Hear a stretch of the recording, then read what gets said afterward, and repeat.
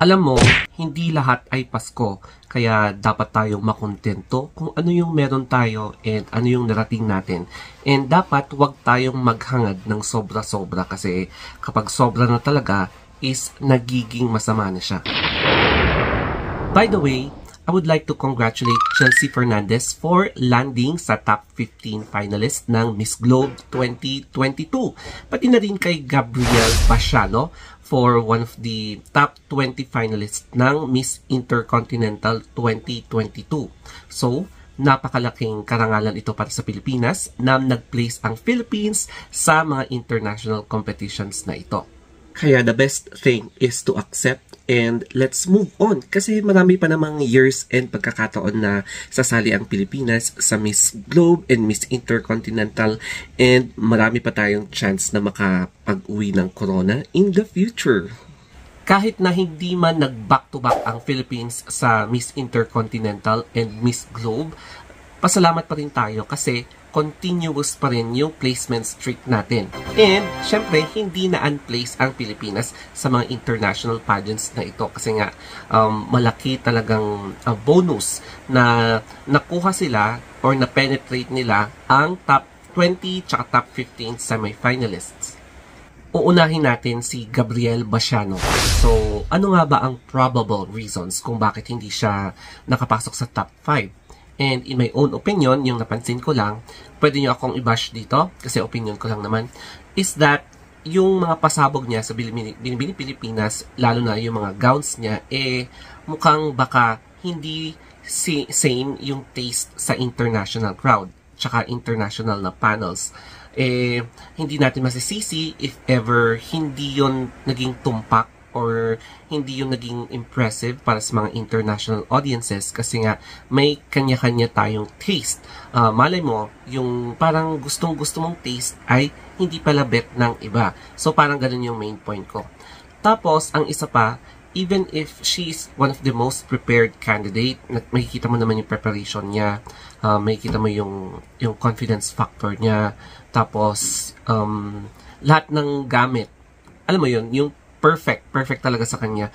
Kung hindi talaga nakadestined na manalo sa gabing yon is hindi talaga. So, destiny plays an important role para makuha natin yung luck or yung inaasam-asam natin na goal. Kaya no matter how hard you tried, how perfect you are, and how good you are, mga ganon, kung hindi para sa'yo, hindi talaga para sa'yo.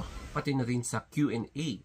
Kahit na sobrang confident tsaka may substance yung the way na in-answer mo yung question, kung hindi na-impress yung mga judges, lalo na kapag international judges ang pinag-uusapan, mukhang hindi talaga para sa'yo yung pageant na yun. Or kahit na anong competition na dinideliver mo, yung opinion mo or yung ideas mo.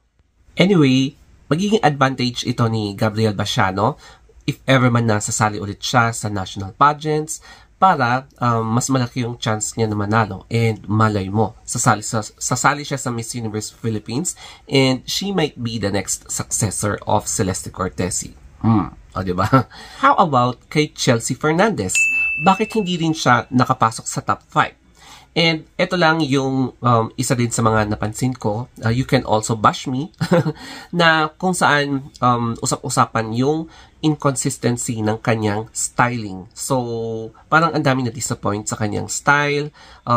Ina-expect ng marami na yung pasabog na ginawa niya dun sa finals night ng Binibining Pilipinas, mukhang hindi ganon yung exact na nangyari sa finals night ng Miss Globe. So, parang nag-experiment yung stylist niya to determine if okay yung ganong styling, pero mukhang hindi na-satisfy yung mga ibang pageant fans na kung saan medyo nanghinayang sila kung sino yung handler ni Chelsea Fernandez sa Miss Globe.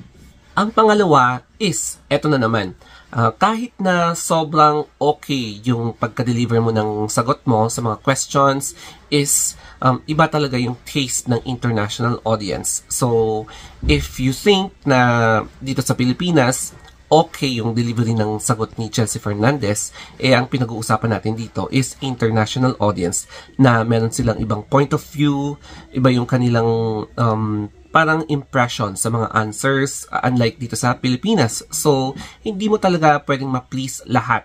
Hindi mo talaga pwedeng ma-satisfy, lalong-lalo na kapag ibang lahi na ang nag-o-observe sa kung ano yung gusto mong i-express. Pagdating din naman sa destiny, mukhang hindi rin naka-align yung stars para kay Chelsea Fernandez.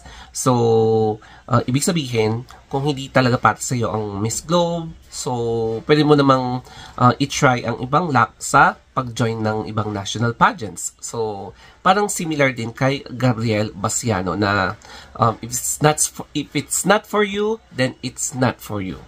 Anyways, I would like to congratulate again kina Gabriel Basiano tsaka si Chelsea Fernandez for placing sa semifinalist ng Miss Intercontinental and Miss Globe respectively. Kasi nga, malaking karangalan ito para sa Pilipinas na nakapag-place, continuous yung placement streak ng Philippines. And ang masasabi ko lang is, huwag maghangad ng sobra-sobra kasi nakakasama na ito para sa pride mo, para sa image mo, kung nagiging gahaman ka na.